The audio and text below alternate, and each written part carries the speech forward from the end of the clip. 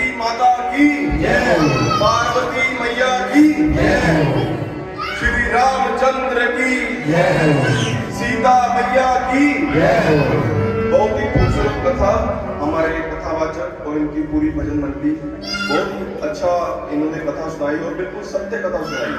तो हम तो यहाँ किसी कार्य के लिए आए हुए थे, इनके मधुर शब्द हमारे कानों में पड़े और हम किसी और काम के लिए जा रहे थे, लेकिन स्पेशल हम इसीलिए आए ये कथा सुनने के लिए। और इनकी पूरी टीम का धन्यवाद और इस मंदिर की जो सारे सेवादारों का धन्यवाद जिन्होंने इस कथा का आयोजन किया। मैं दिनेश जी से धन्यवाद करना चाहता हूँ जिन्होंने मुझे 2 मिनट बोलने का अवसर प्राप्त किया। मैं महाराज जी से 2 मिनट इजाजत चाहता हूँ कि मैं कृष्ण जी की 2 मिनट का संवाद सुनाना चाहता हूँ। इजाजत है महाराज? तो जब महाभारत का युद्ध हुआ, युद्ध से पहले आप सबको पता होगा कि पांडवों को 12 साल का वनवास और 1 साल का अज्ञातवास हुआ था।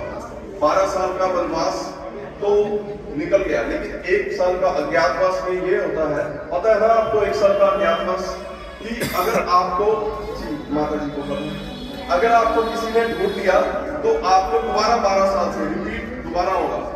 तो जब वनवास खत्म हो गया तो कृष्ण जी दुर्योधन को समझाने के लिए गए। तो दुर्योधन, पता है ना, दुर्योधन पांडव और कौरवों का युद्ध से पहले कृष्ण जी पांडवों का दूत बनकर समझाने के लिए किया दुर्योधन को कि आप पांडवों को उनका हिस्सा दे दो आधा, और आधा आप रख लो और युद्ध टल जाए। लेकिन दुर्योधन ने यह बात नहीं मानी और उसके बाद कृष्ण जी ने फिर विनती की कि आप 5 पांडवों को मात्र 5 गांव ही दे दो।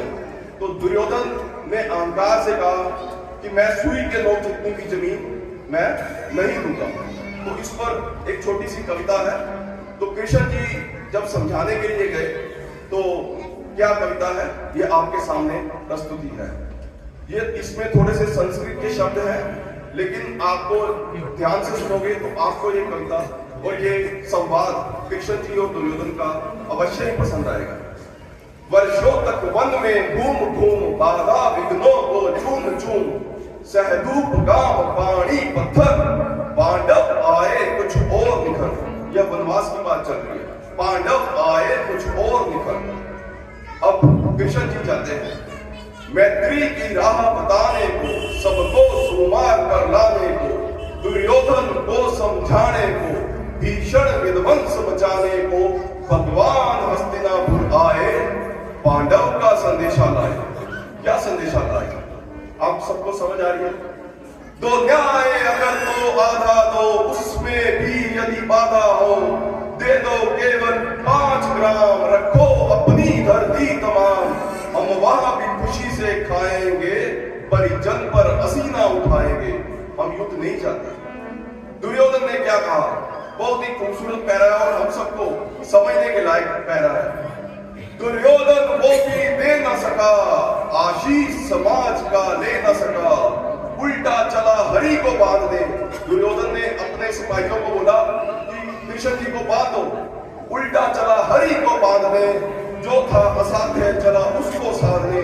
जब नाश मुझ पर छाता है, यह हम सब के लिए सोचने का विषय है। जब नाश मुझ पर छाता है, पहले विवेक मर जाता है, पहले विवेक मर जाता है। बुद्धि तो इस भगवान ने सबको दिया है, लेकिन विवेक किसी किसी को दिया है, विवेक किसी किसी को दिया है। तो कृष्ण जी ने क्या जवाब दिया? हरि ने भी भीषण हुंकार किया, अपना स्वरूप विस्तार किया, डगमग डगमग दिग्गज डोले, भगवान कुपित होकर बोले, जंजीर बढ़ाकर साध मुझे, कहां दुर्योधन बांध मुझे। यह देख गगन मुझ में है, ये देख पवन मुझ में है, मुझ में विलीन जगकार सकल, मुझ में है संसार सकल। उद्याचल मेरा दीप्त बाल भूमंडल, वृक्षस्थल विशाल मुझ पर भी बंद को घेरे हैं, मैं नाग मेरू पग मेरे हैं, दिप्ते गोरे ग्रह दक्ष नक्षत्र निकल सब है मेरे मुख के अंदर दीर्घ है दो दीर्घ ऐसा अकांड देख मुझ में सारा ब्रह्मांड देख जड़ अजर जीव जड़ क्षर अक्षर नश्वर मनुष्य सूर्यादि अमर शतकोटि सूर्य शतकोटि चंद्र शतकोटि सरित सर सिंधु मंद शतकोटि रुद्र शतकोटि काल शतकोटि दंड धर लोक पाल जंजीर बढ़ाकर साधी ने आहा दुर्योधन बाजी ने। श्री कृष्ण जी ने विराट स्वरूप धारण किया हुआ है। अब श्री कृष्ण जी जाते जाते दुर्योधन को क्या कहते हैं? जब विराट स्वरूप धारण किया तो उस विराट स्वरूप में सबकी आंखें चुन आ गई। कोई भी श्री कृष्ण जी का विराट स्वरूप नहीं देख पाया। सिर्फ विदुर जिनके घर जाकर एक दिन पहले साग खाया था और धृतराष्ट्र जिनकी आंखों में पट्टी बंदी थी, लेकिन उन्होंने मन की आंखों से श्री कृष्ण जी का विराट स्वरूप देखा। तो श्री कृष्ण जी ने जाते जाते क्या कहा? इत वचन तूने नहीं माना। दुर्योधन को समझा रहे हैं, इत वचन तूने नहीं माना, मैत्री का मूल्य तूने नहीं पहचाना। लो अब मैं जाता हूँ, अंतिम संकल्प सुनाता हूँ। अब याचना नहीं, अब रण होगा। अब प्रार्थना नहीं होगी, अब रण होगा। जीवन जय या मरण होगा। फूल से लथपथ कण कण होगा। टकराएंगे नक्षत्र निकल, बरसे ऊपर रही कर। फल शेष नाग का डोलेगा, विकराल काल रूप खोलेगा। दुर्योधन रण ऐसा होगा, फिर पहले कभी न जैसा होगा।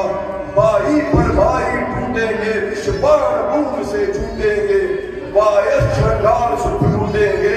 दुर्योधन तू भूषाई होगा, हिंसा का फलदायी होगा। अब आखिरी पैराग्राफ, आखिरी इस संवाद का आखिरी पैराग्राफ। सभा संत सब लोग डरे, चुप थे या थे बेहोश खड़े। केवल दो डरना खाते थे, धृतराष्ट्र विदुर सुख पाते थे। कर जोड़ खड़े प्रमुखित निर्भय, दोनों पुकार दे जय जय, दोनों पुकार दे जय जय। जय श्री कृष्ण। मैं आदरणीय श्री नरेंद्र शर्मा जी और उनके धर्मपत्नी का दिल से आभार करता हूँ। उन्होंने इस कार्यक्रम में आके इस कार्यक्रम को चार चांद लगाया। धन्यवाद।